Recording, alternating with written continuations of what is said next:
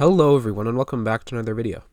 Today, in somewhat of a relation to the situation with Iran, but not really necessarily, because I don't have a perfect take on what I think we need to do in Iran right now. I have a lot of questions still about what the proper response in that region would be. My basic idea is that I think Iran is probably a good target since they are a threat to America. However, I don't think that destabilizing Iran is necessarily a good idea when the people that will fill that role are ISIS or other bad actors. It probably would not be Western civilization rising up in Iran if we created a vacuum there through regime change. So I'm not necessarily a fan of regime change. But that's not the topic of this video necessarily. The topic of this video is the idea in war theory that nukes need to be a last resort. You don't want to use nukes until you've tried everything else and failed.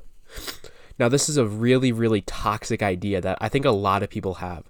I think people are very afraid of doing a lot of damage and taking away a lot of lives of civilians in that area, which a part of me understands, because I don't think that we should needlessly take away lives of civilians in other countries. However, we need to put American lives first. We can't be risking American lives when we're fighting a war. We shouldn't be needlessly taking out enemy lives, but if you're fighting a war, you have to take out some enemy civilians. There's probably going to be innocent deaths. That's part of the nature of war. That's part of what you have to do when you're defending your own citizens' lives. And those deaths are essentially on the perpetrator. When somebody attacks us, that country is essentially saying, kill my citizens. The blood is not on the hands of the Americans who are defending themselves in this situation. But that is basically point number one. The innocent casualties in a nuclear bomb are only negative if they're unnecessary. If they're unnecessary to winning the war. However, nukes may be the quickest way to end a war, maybe the most efficient way to end a war, if that is what's determined by the generals or by war experts as what is the best way to end the war as quickly as possible and win the war while costing as few American lives as possible. The role of government is to defend American lives. That's the whole reason why we would go to war in the first place. I'm not a fan of war, but sometimes it is necessary when we're defending the rights of Americans. That's basically the role of the American government, is to protect the rights of our citizens. So when a threat comes, when somebody attacks us or poses a very credible, direct threat to our country, then we need to go to war with them to defend our country. And in this instance, we need to win the war as quickly as possible, costing as few American lives as possible. This is absolutely part of the role of government. The government's job is to defend the rights of American citizens.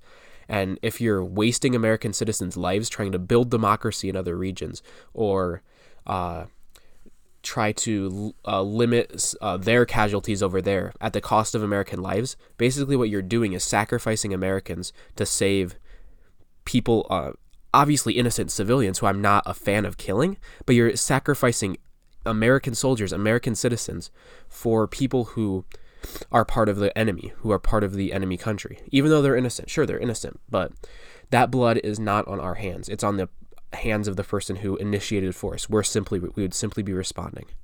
Now to the question of nukes being the last resort. What this implies is that we need to try a bunch of other different things beforehand that would have to fail before nukes are the last resort. That is a very toxic ideology because it's like saying, oh, let's sacrifice some American lives doing this, sacrifice some doing this, sacrifice more doing this. All these are failing, mind you.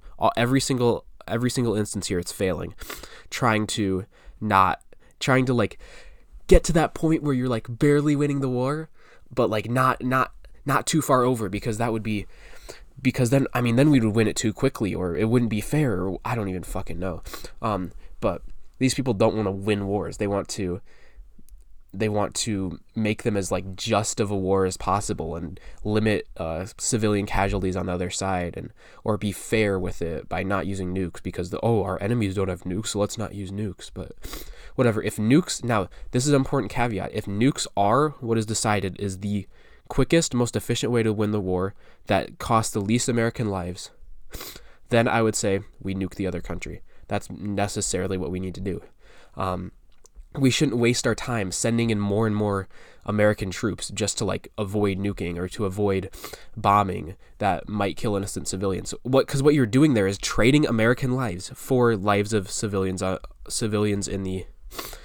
the enemy. That's what you're doing. You're directly trading Americans for people that live in whatever our enemy's country is.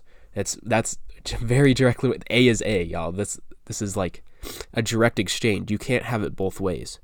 Reality is what it is. So the question that I would pose to anyone who says that we need to wait to use nukes, wait till it's a last resort, wait till everything else has failed, how many American lives do you want to sacrifice before we win the war? How many? How many American lives should we sacrifice before we decide that it's time to win the war? That would basically be my question for anyone who advocates like nukes is a last resort or winning the war is a last result, because we have to win the war by any means necessary to protect American lives, because that is the role of government. So I think that's all I have to say for today. Thank you all for watching, and I hope to see you in the next video. Peace.